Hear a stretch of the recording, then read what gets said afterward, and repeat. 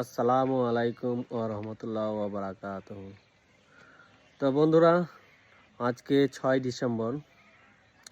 তো দিনটা খুবই স্মরণীয়, কারণ আপনারা সকলেই ওয়াকিব যে আজ 6 ডিসেম্বর যেখানে মুর্শিদাবাদের বেলডাঙ্গায় একটা বাবরি মসজিদের শিলান্যাসের পরিকল্পনা করেছিলেন হুমায়ুন কবির, বিধায়ক হুমায়ুন কবির, যিনি ছিলেন না একজন তৃণমূলের অর্থাৎ বিধায়ক। তো এমএলএ পদে দীর্ঘদিন ধরে কাজ করে আসছে। তো আমরা শুনেছি কয়েকদিন আগে পার্টি থেকে ওনাকে বরখাস্ত করা হয়েছে, অর্থাৎ বহিষ্কার করা হয়েছে। তো এখানে বলা হয়েছে যে তাকে সাসপেন্ড করা হয়েছে, কিন্তু আদৌ কি সাসপেন্ড করা হয়েছে কিনা সে সম্পর্কে আমরা যথেষ্ট ওয়াকিব নই। তা আমরা জানি যে যেখানে মিডিয়া বিভিন্ন সংবাদ মাধ্যমে পরিচালিত হচ্ছে যে তাকে সাসপেন্ড করা হয়েছে। তা আজ 6 ডিসেম্বর বেলডাঙ্গায় যেখানে বাবরি মসজিদের শিলান্যাস হয়ে গেল অলরেডি, তো সেখানে দোয়া খায়েরও কিন্তু হয়ে গেছে।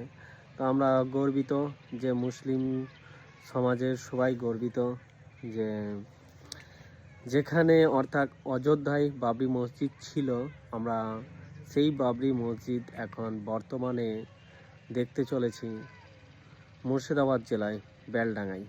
তো এখানে হুমায়ুন কবির, যিনি বিধায়ক ছিলেন আপনার তৃণমূল কংগ্রেসের, তো সেখান থেকে বহিষ্কার হওয়ার পর উনি 22 তারিখ একটা পার্টি অর্থাৎ গঠন করছে।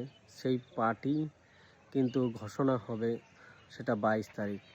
তা উনি এখনও পর্যন্ত রিজাইন দেয়নি, কারণ ওনার 17 তারিখ একটা মিটিং আছে। 17 তারিখ মিটিং কমপ্লিট করার পর অর্থাৎ 17 তারিখ 2টোর সময় উনি কিন্তু রিজাইন দেবে, এরকমই কিন্তু সংবাদ মাধ্যমে।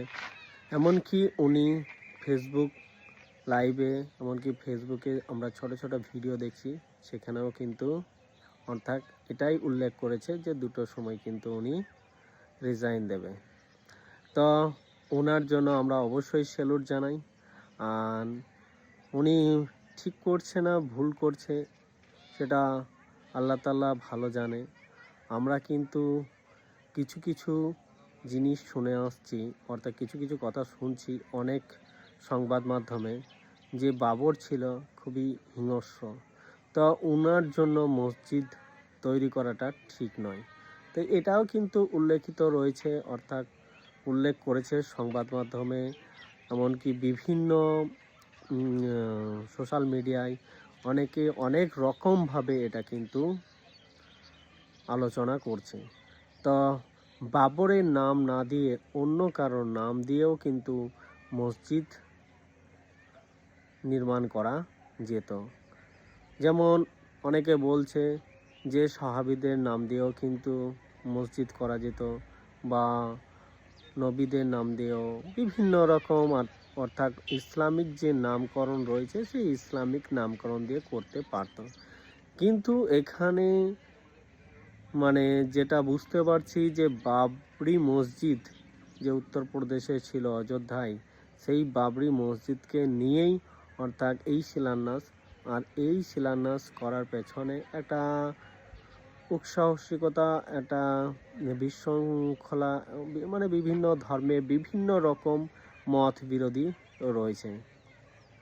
তো জানি না কে কেমনভাবে এই এই বিষয়টাকে তুলে ধরছে বা মনের মধ্যে নিচ্ছে সেটা জানি না। তো বিভিন্ন জন বিভিন্ন রকম মন্তব্য করছে। কেউ বলছে যে হুমায়ুন কবিরের মাথা যে কেটে এনে দিতে পারবে তাকে 1 কোটি টাকা পুরস্কার দেবে, এরকম কিন্তু ইউপির কোনো একজন বলেছে। আবার কেউ কেউ বলছে যে ওখানে মসজিদ করে দেখাক।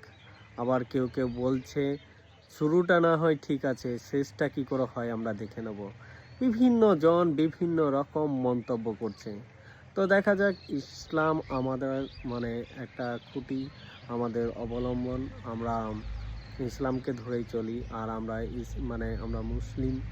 আর বিভিন্ন জাতি যারা রয়েছে সবাইকেই আমরা বলবো নিজের নিজের ধর্ম নিজের কাছে, আর নিজের নিজের ধর্ম নিজেরা পালন করবে। আমরা কারো ক্ষেত্রে কোনো রকম হস্তক্ষেপ করিও না, কোনো রকম খারাপ প্রবচন আমরা করি না। অতএব যেটা সুস্থ ভালোভাবে হয় সেটাই কিন্তু আমরা চাইব।